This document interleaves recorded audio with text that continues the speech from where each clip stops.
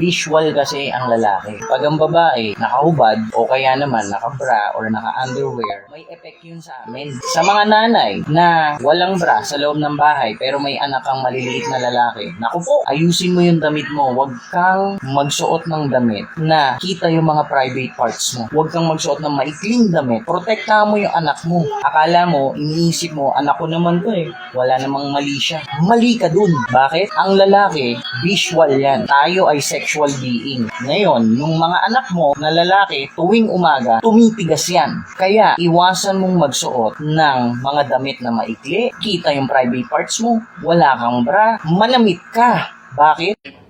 Ha? Alam mo, naiintindihan ko yung punto mo kasi parang pine-preserve mo yung morality ng isang babae. Pero mali nga yung set of example mo kasi ginamit mo yung nanay at saka yung anak. Oo, maaaring applicable yun sa iba. Like sa kultura, sa relihiyon. Pero nga, nasa modern world na tayo doon. Saan pinopromote na natin yung gender equality. Hindi ko naman sinasabi na porket naguhubad yung isang lalaki sa publiko, ganun din ang babae. Kasi may mga lalaki sa labas, naguhubad sila ng ng top nila, ganun. Pero kasi sabi na yung babae, ganun din dapat. Ang point ko dito, dapat maging careful tayo sa mga ginagawa nating halimbawa. Pero yung nanay, tsaka anak, yung ginawa mong example. Saan ba magiging komportable ang isang nanay, tsaka yung isang anak? Diba sa bahay mismo? So kung ganun yung pananaw mo, magiging malisyoso na tayo sa mismong loob ng bahay natin.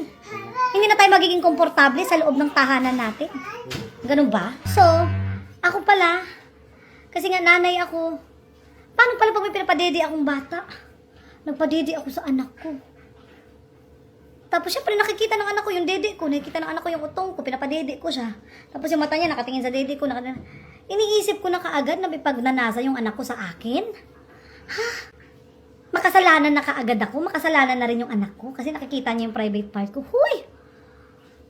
So anong gusto mong gawin namin? Anong gusto mong gawin ko? Na ako na ganito walang bra, sa loob ng bahay. Sige nga, mag-suggest ka. Tanggalin na lang ba ang dede? Para wala na lang malis siya? Tibway? O tanggalin na lang yung mata ng anak ko para wala na lang siya makita. Ano ba? Ha? Sige, suggest mo daw, babe, para wala na lang malis siya. Ano na lang gagawin? Ikaw lang ang nag-iisip ng ganyan. Madumi yung utak mo. Linisin mo yan. Kailangan mo cleansing. Kailangan mo therapy. Kasi hindi ganyan ang normal mag-isip. Hindi ganyan ang may tamang pag-iisip. Hindi ka mag-iisip ng kahit anong malis siya. Wala kang iisipin kahit anong madumi. Moralidad. Pero mali yung pagkaka-deliver mo. Kung malinis yung intention mo, kung malinis yung utak mo, hindi ka mag-iisip ng masama sa kapwa. Hindi ka mag-iisip ng masama dun sa asawa mo at sa anak mo. Or dun sa nanay at sa bata. Nasa tao na lang yan kung ganun yung pag-iisip nila. Hindi naman tayo pare-parehas ng isip.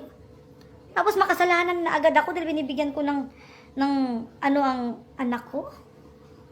Asan ka?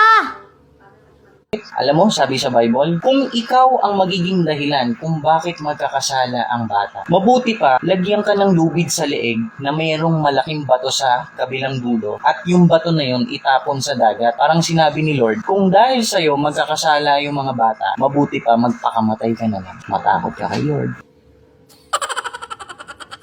Ano yung sinasabi mo? Diba, pinakonsensya mo pa yung magulang sa payo mo? Oh, pag nagpakamatay yung magulang dahil nga sinasabi mo kung ikaw ang nagbibigay ng kasalanan, ay kung ikaw ang nagbibigay ng dahilan para maging makasalanan ng bata, magpakamatay ka na lang.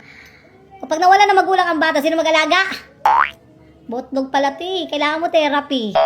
Ikaw dapat ang ma-cleanse. Kasi yung pag-deliver mo ng word of God, parang iba.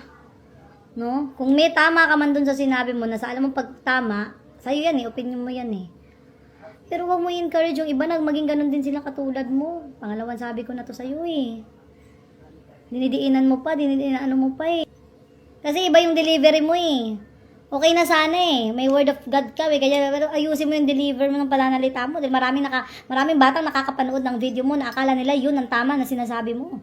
Ikaw lang ang nagbibigay ng malisya. Huwag mo kami damay.